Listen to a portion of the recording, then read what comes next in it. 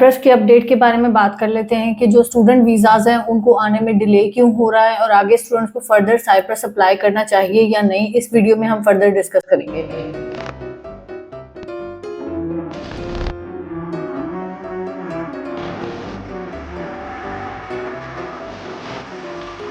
अस्सलाम वालेकुम students, my name is Atika Gill and I am the CEO of AGS consultant. आज की वीडियो में हम बात करेंगे कि साइप्रस की जो एंट्री परमिट है उनको डिले क्यों हो रहा है और उनको आगे सितंबर 2025 में अप्लाई करना चाहिए या नहीं करना चाहिए।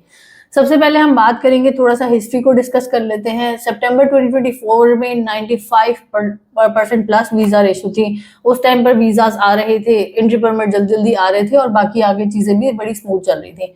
फिर क्या हुआ कि कुछ ऐसे स्टूडेंट या हम कह लें कंसल्टेंट, उन्होंने फ्रॉडलेंट डॉक्यूमेंट लगाए जिसकी वजह से आहिस्ता आहिस्ता उनके सामने भी ये चीजें आना शुरू हो गई, जिससे पता चला कि जी फ्रॉडलेंट डॉक्यूमेंट है और इसकी वजह से अब वो फिर ज्यादा उन्होंने स्क्रूटनी टाइट कर दी। अब वो डॉक्यूमेंट्स को चेक कर रहे हैं ज्यादा और वो सारी चीजों की वजह से उनके पास स्टाफ कम है और एक तो एप्लीकेशंस का रश ज्यादा है। पहले वो एप्लीकेशन का रश तो ज्यादा था पहले भी जब से साइप्रस शुरू हुआ था, लेकिन फिर क्या हुआ था, उनको इतना आइडिया नहीं था कि हमारी तरफ से इस तरह के डॉक्यूमेंट्स भी जा सकते हैं। अब क्योंकि उनके सामने चीजें आना शुरू हुई, उनको पता चला कि ये चीजें हो रही हैं और फिर अगेन स्टाफ की भी कमी थी, तो वो जब वो क्रॉस चेकिंग में जाते हैं तो फिर डिले होना शुरू हो जाते हैं। अब की जो अपडेट है, पहले मैं कहती थी कि हाँ जी साइप्रस आपका हो जाएगा 3 to अगर मैक्सिमम भी लगाएं तो 5 मंथ के प्रोसेस में, लेकिन अभी टाइम लगेगा। अगर आप करते हैं तो अप्रोक्सीमेटली आप 6 मंथ प्लस अपना जो है माइंड में रखिए कि आप अपना उस हिसाब से चलेंगे।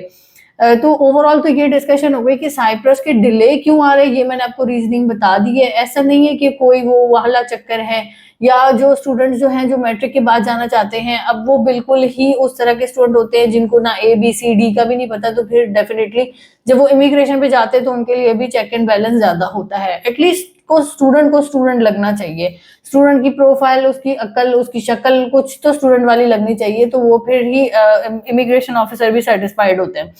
फिर उसके बाद हम बात करते हैं कि आगे जो अब फर्दर क्या सीन है। एक बड़ा क्वेश्चन हमेशा स्टूडेंट आके करते हैं कि जी ये शेंजन में आ जाएगा या नहीं आएगा।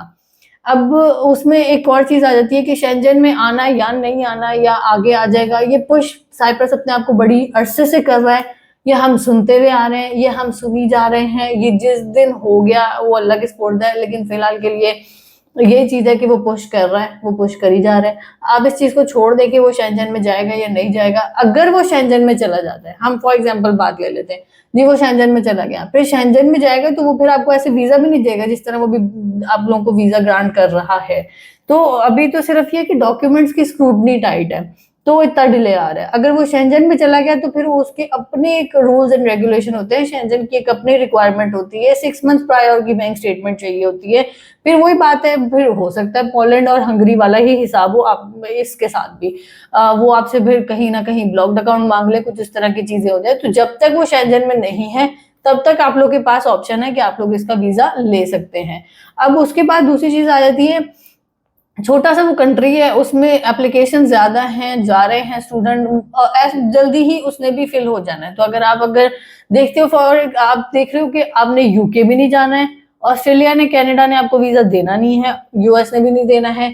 ओवरऑल हमारे पास, अगर हम दूसरे मुल्क की बात कर लेते हैं, हम बात कर लें जर्मनी की, हम बात कर लें पोलैंड की, हम बात कर लें, एक तरह से शेंजन में तो नहीं आता, लेकिन आयरलैंड की, हंगरी की और लेटविया, लिथुआनिया, इस तरह के बड़े कंट्रीज है, लेकिन उनकी वीजा रेशो की क्या कंडीशन है। कुछ कंट्रीज की पाकिस्तान में एम्बेसी नहीं है, कुछ कंट्रीज आपको अपॉइंटमेंट्स नहीं देती, कुछ कंट्रीज जो है वो उनकी रिक्वायरमेंट ब्लॉक्ड अकाउंट की ज्यादा है, कुछ कंट्रीज की जो है आगे वीजा रेशो नहीं ठीक। तो ओवरऑल अनसर्टेनिटी है। नॉर्वे स्टूडेंट आते हैं, वो पूछते हैं उनकी रिक्वायरमेंट ही नहीं आप मीट कर सकते। तो ओवरऑल अगर आपको यूरोप में कोई लीनियंसी के साथ कंट्री वीजा दे रहा है तो फिर आप उसको अवेल कर लें, इससे पहले कि वो भी फिल हो जाए। जब वो फिल हो गया फिर आपने देखना है कि अब तो रहा ही कुछ नहीं है।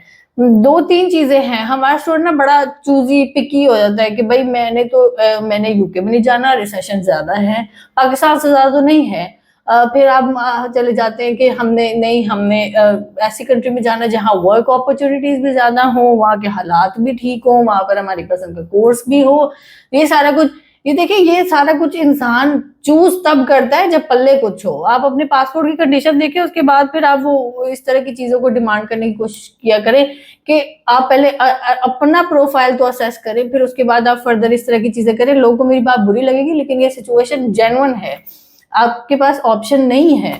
मतलब मैं अब कोई स्टूडेंट मेरे पास आता है, वो बोलता है मैम हमने यूएस अप्लाई करना है, वो या कनाडा अप्लाई करना है, मैं उसके साथ डिस्कशन करती हूँ, ऑस्ट्रेलिया की भी डिस्कशन करते हैं, लेकिन बात वो है कि हमने पूरा प्रोसेस करके आपको ख्वार करके बाद में रिजेक्शन लेनी है तो ठीक है, लेकिन कंसल्टेंट की भी पहली प्रायोरिटी क्या होती है, स्टूडेंट वीजा विन करे। अगर आप वीजा विन करेंगे तो हमारे लिए भी वही वाली चीज, हमारे लिए भी विन विन सिचुएशन तो तभी है ना।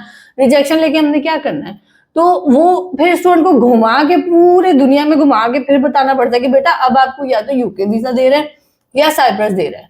बाकी शेंजन कंट्रीज वो अलामे वाले कंट्रीज हैं, उधर आपने अगर किसी के साथ अपनी सलाम दुआ खराब करनी है तो फिर वही है कि आप इन कंट्रीज में अप्लाई करवा लो उसका। तो ओवरऑल ऐसा नहीं है हम अप्लाई नहीं करना चाहते, लेकिन उनको काम करना ही नहीं आता पाकिस्तान के साथ। उन्होंने अपनी मार्केट कभी एडवर्टाइजमेंट की नहीं हमारे साथ, तो ये वाली चीज मैं बड़ी दफा पहले भी मेंशन कर चुकी हूँ। अगली बात कर लेते हैं, लंबी हो गई। सितंबर 2025 में अप्लाई करना चाहिए या नहीं करना चाहिए? सितंबर 2025 में अप्लाई करें, इससे पहले ये खत्म हो जाए।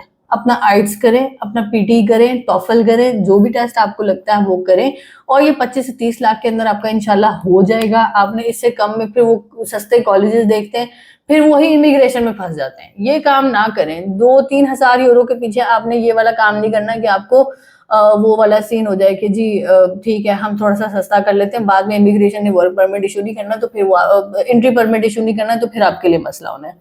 तो अच्छे कॉलेजेस, अच्छे इंस्टीट्यूट देखें और बाकी वो वाली चीजें लेके चले। और लास्ट में जो एक बात है, जेन्युइन स्टूडेंट्स के लिए प्रॉब्लम नहीं होनी, जिन्होंने अपना आइट्स पीटी टॉफल किया होगा, जिनके डॉक्यूमेंट्स जेन्युइन है, जो यूनिवर्सिटी की एंट्री रिक्वायरमेंट पे पूरा उतरे और जिनकी यूनिवर्सिटी अच्छी है।